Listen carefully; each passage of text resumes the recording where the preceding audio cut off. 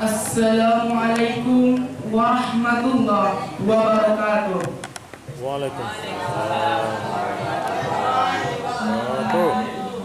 Baiklah, berdirinya saya di sini adalah saya akan menceritakan sebuah kisah teladan, kisah perjalanan hijrah Nabi Muhammad SAW dari kota Mekah menuju Madinah. Ceritanya dimulai ketika para penjahat kelas kakap kaum Quraisy berkumpul di Darun Nadwa untuk mendiskusikan tentang rencana pembunuhan terhadap Nabi Muhammad SAW. Dari eksekusi tersebut, maka ditunjuklah beberapa pemuka-pemuka kaum Quraisy. Di antaranya Abu Lahab, Abu Jahal bin Hisham, Uqbah bin Khalaf, Uqbah bin Abu Mu'ayth, dan juga Ubay bin Khalaf, dan beserta komplotan-komplotan mereka yang lain. Mereka merasa bahwa rencana yang telah mereka rencanakan akan berjalan dengan semulus-mulusnya. Tapi mereka tidak tahu bahwa ada yang lebih hebat dari mereka. Ada sesuatu yang menguasai mereka. Ada sesuatu yang lebih hebat dari apapun yang ada di langit dan apapun yang ada di bumi. Ialah Allah Subhanahu wa Ta'ala. Tentu saja Allah tidak akan membiarkan nabinya dibunuh oleh orang-orang munafik, orang-orang musyrik. Lalu Allah pun mewahyukan kepada Nabi Muhammad SAW melalui malaikat Jibril. Malaikat Jibril berkata kepada Nabi Muhammad SAW, Muhammad, janganlah kau tidur malam ini, janganlah kau tidur di tempatmu malam ini. Lalu Muhammad bertanya kepada Jibril, kenapa Jibril?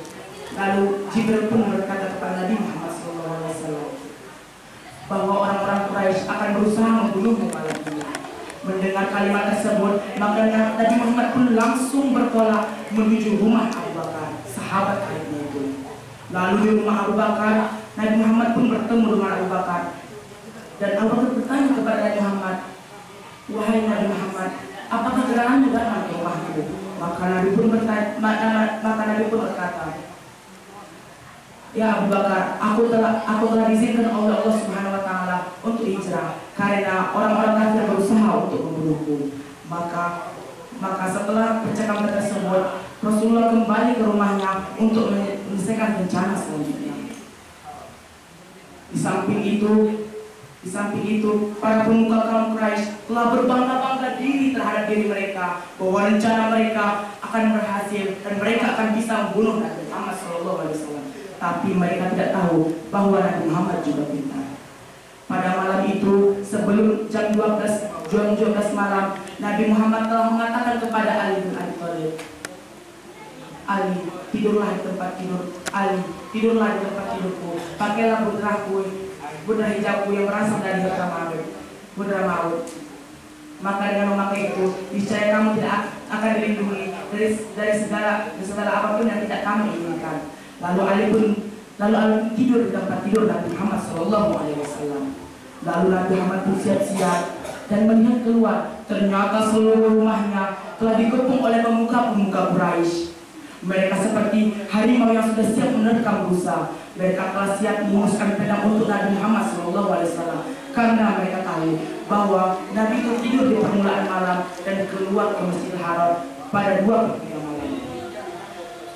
Tapi Nabi Muhammad tidak menyerah. Lalu Nabi Muhammad mengambil segenggam tanah, lalu membacakan firman Allah dalam Quran surat Yasin ayat 9 yang berbunyi, A'udzu billahi minasyaitonir rajim. Bismillahirrahmanirrahim. Wa ja'alna min baini ahadin min khalfihim sadda wa man yakhshahum lahum adzabun alim. Falahum la basyirun, yang artinya, dan kami jadikan di depan mereka diri pula, dan kami tutup penglihatan mereka dan mereka tidak dapat melihat. Lalu setelah itu Nabi Muhammad pun melemparkan tanah tersebut ke kepala kaum Quraisy. Dan apa yang terjadi? Para kaum Quraisy pun tidak dapat melihat Nabi Muhammad SAW. Dengan segera Nabi Muhammad pun berlari keluar menuju rumah Abu Bakar. Selepas itu datanglah seorang laki-laki dan bertanya kepada para pemuka Quraisy, apa yang sedang kalian lakukan? Kata pemuda tersebut. Lalu kaum Quraisy berkata, kami sedang menunggu Muhammad. Lalu laki-laki tersebut berkata, sungguh kalian telah sia-sia. Muhammad telah lewat di depan kalian sendiri, sedangkan kalian tidak mengetahui, dan dia melemparkan ke atas kepala kalian, ke atas kepala kalian tanah. Lalu mereka geram dan mereka bertanya lagi. Lalu mereka melihat ke dalam rumah, dan ternyata masih ada orang di dalam rumah yang memakai baju hijau. Lalu mereka tetap berjaga di sekitar rumah Nabi Muhammad sampai pagi hari, sampai subuh. Lalu pada pagi harinya mereka terkejut, ternyata yang dalam berdah tersebut bukanlah Nabi Muhammad, melainkan Ali bin Abi Thalib. Mereka geram, lalu mereka bertanya kepada Ali, di manakah Muhammad? Kata mereka. Lalu Ali menjawab, aku tidak tahu. Dengan geram mereka pun mengumumkan kepada setiap orang, siapapun yang menemukan Muhammad, baik itu hidup ataupun mati, maka akan diberikan kepada 100 onta. Lalu semua orang pun berbondong-bondong untuk mencari Muhammad karena hadiah yang begitu besar. Tapi di sisi lain, Nabi Muhammad telah bertolak menuju kota Madinah. Tapi sebelum itu, Nabi Muhammad singgah dulu di Gua Tur. Di Gua Tur inilah Nabi Muhammad SAW melihat ketakutan yang begitu besar dia pada Abu Bakar. Nabi Muhammad bertanya, apa yang sedang kau pikirkan Abu Bakar? Lalu Abu Bakar bertanya, andaikan mereka yang dibawa melihat kita ke atas Rasulullah, maka mereka akan bisa melihat kita. Lalu Nabi Muhammad berkata, diamlah Abu Bakar, walaupun kita berdua, tapi Allah pihak ketiganya, kata Rasulullah kepada Abu Bakar.